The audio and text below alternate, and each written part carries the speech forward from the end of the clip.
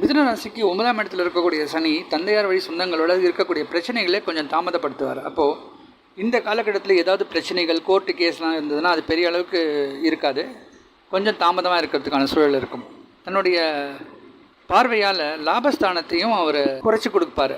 அப்போது லாபம் அதிகமாக இருந்தாலும் அந்த சரியான நேரத்தில் பணம் கையில் வந்து சேராது. இருந்தாலும் நல்ல வெற்றிகரமாக இருக்கும், பிஸ்னஸில் நல்ல யோகம் இருக்கும், சிறப்பான ஒரு காலகட்டமாகவே இருக்கும். சனி தன்னுடைய நேர்பார்வையாக 3ஆம் இடத்துல வக்ரமடைஞ்சு பார்க்கறதால முயற்சிக்கு நல்ல வெற்றி கிடைக்கும். அப்போ இது நாள் வரைக்கும் கொஞ்சம் சோம்பேறித்தனமாக இருக்கிறவங்க கூட கொஞ்சம் சுறுசுறுப்பாக இயங்கக்கூடிய ஒரு காலகட்டமாக இருக்கும். எழுத்துத்துறையில் இருக்கிறவங்களுக்கு ஓரளவுக்கு நன்மை தரும். அதுபோல் டிரான்ஸ்போர்ட் இண்டஸ்ட்ரியில், கம்யூனிகேஷன் இண்டஸ்ட்ரியில் இருக்கிறவங்களுக்கும் இந்த காலகட்டத்தில் ஓரளவுக்கு நன்மை தரக்கூடிய அமைப்பாகவே இருக்கும்.